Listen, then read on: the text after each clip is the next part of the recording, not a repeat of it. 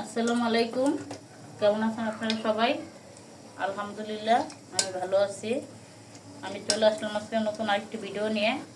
আজকে আমি রান্না করব চিংড়ি মাছ দিয়ে করলা ভাজি এবং চিংড়ি মাছের মালাইকারি।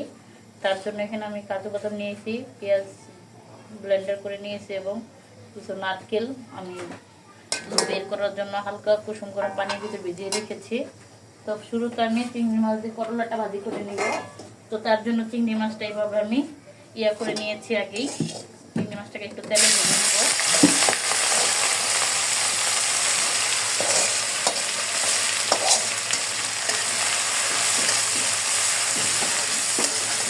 তেলে একটু ভেজে দিব। ভেজে না দিলে চিংড়ি মাছের ফ্লেভারটা বের হয় না এবং অতটা ভালো লাগে না। চিংড়ি মাছটা ভালো করে ভেজে নিয়েছি। এখন আমি করলা দিয়ে দিব। এখন উস্তা, আমি করলা না উস্তা যেটা ওইটা নিয়েছি এবং পেঁয়াজ কুচি কাঁচামরিচ ফালি আমি একসঙ্গে রেখেছি, দিয়ে পরিষ্কার করে রেখেছি। এখন আমি টেস্ট অনুযায়ী দিয়ে দেবো লবণ,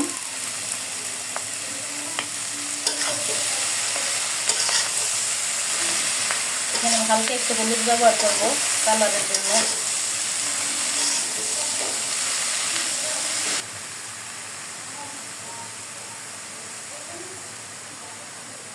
করে দিয়েছি।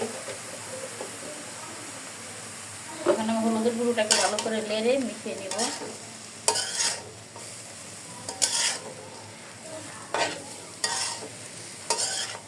ঢাকনা দিয়ে ঢেকে দিব।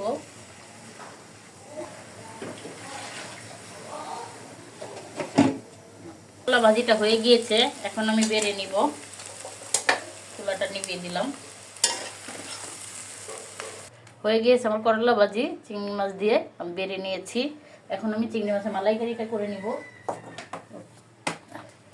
আমি এখন নারকেলের দুধটা সেঁকে নিব।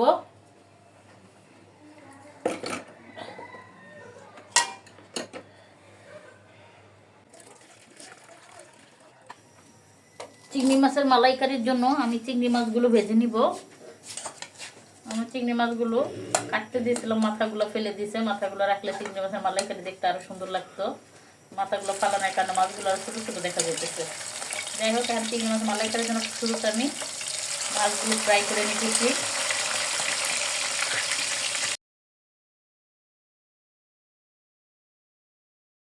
কাঠি ঢুকিয়ে নিয়েছি, আবার কিছু মাছের কাঠি ঢুকাই নেই, কারণ শুরুতে যেগুলো কাটছিলাম কাঠি ঢুকাইছিলাম, লাস্টে কয়েকটা মাছের কাঠি ঢুকানো হয় নাই। কাঠিগুলো ঢুকাই নিয়েছি মাছগুলো যাতে সোজা থাকে, দেখতে সুন্দর লাগে সেই জন্য। তো যাই হোক, মাছগুলো আমি এখন ফ্রাই করে নিতেছি।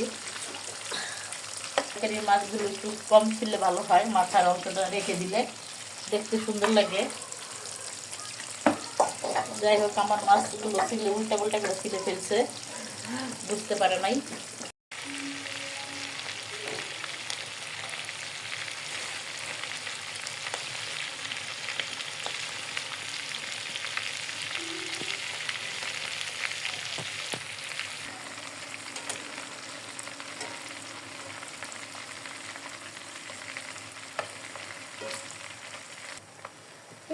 আমি মাছগুলো ফ্রাই করে নিয়েছি, আর মাছগুলো তুলে নিব। এই তেলেই আমি মালাইকারিটা বসিয়ে দিব, যার কারণে আমি তেলটা একটু বেশি করে দিয়েছি।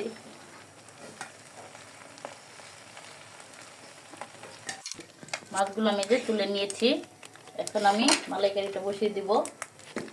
তার জন্য এখানে দিয়ে দিব 2 টুকরো এলাচ, 3 টুকরো ছোট ছোট দারচিনি এবং 2 টুকরো তেজপাতা।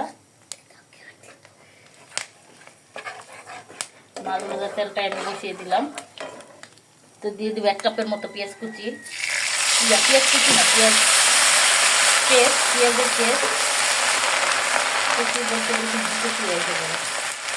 আমি এটাকে আস্তে আস্তে সুন্দর করে ভেজে নিব, যাতে পেঁয়াজের কাঁচা ফ্লেভারটা না থাকে।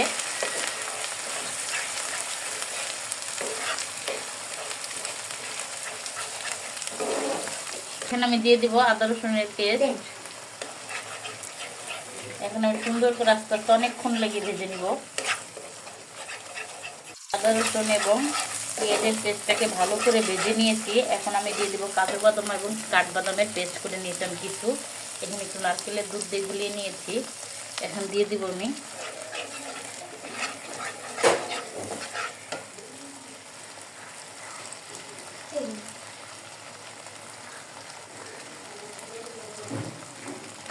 নাস্তাটা ভালো করে ভেজে নিব, বাদামের ফ্লেভারটাও যাতে না থাকে।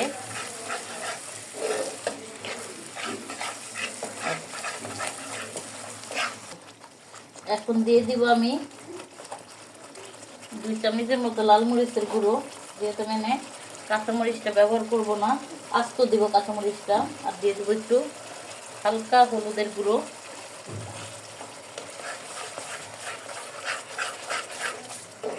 এখানে আর একটু দিয়ে দিব হালকা জিরের গুঁড়ো।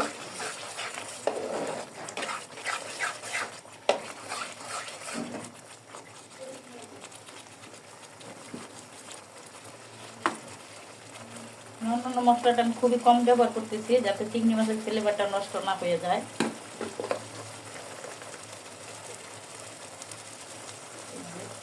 হাফ চামচের মতো দিয়ে দিলাম জিরের গুঁড়ো। এখানে আমি এই মশলাগুলোকে ভালো করে কষিয়ে নিব। আর দিয়ে দেবো টেস্ট অনুযায়ী লবণ।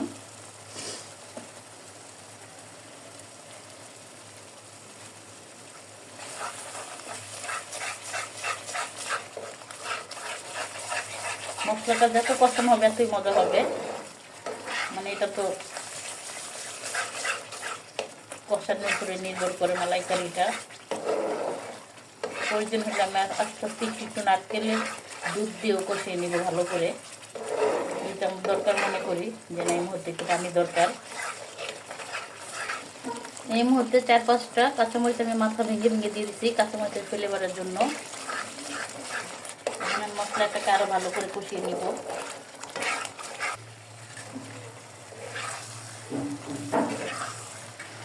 গ্রেভিটা একটু ইয়া করে দিয়েছি, কারণ বাচ্চারা মালাইকারির গ্রেভিটা অনেক পছন্দ করে, তাই।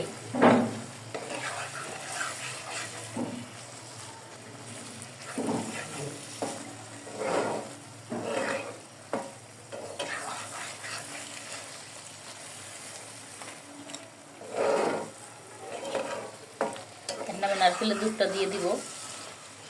যেহেতু চিংড়ি মাছগুলো আমি ভেজে রেখেছি, বেশি লাড়াচাড়া করা যাবে না, ভেঙে যাবে।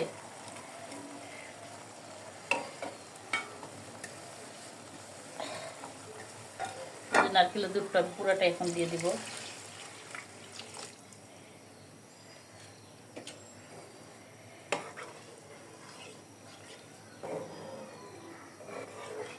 এখানে আমার মালাইকারি করতে বেশি টাইম লাগবে না।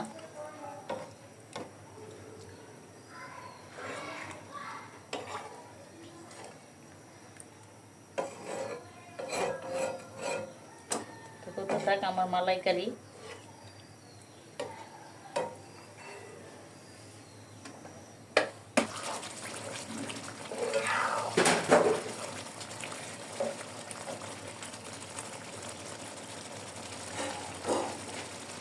চুলাটা অফ করে দিব।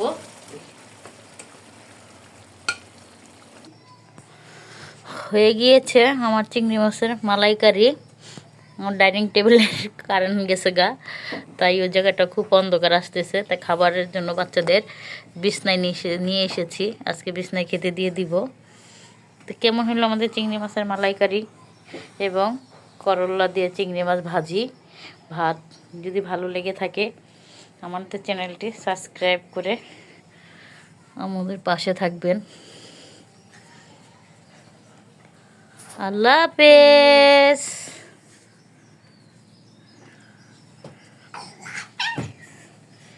আল্লাহ হাফেজ।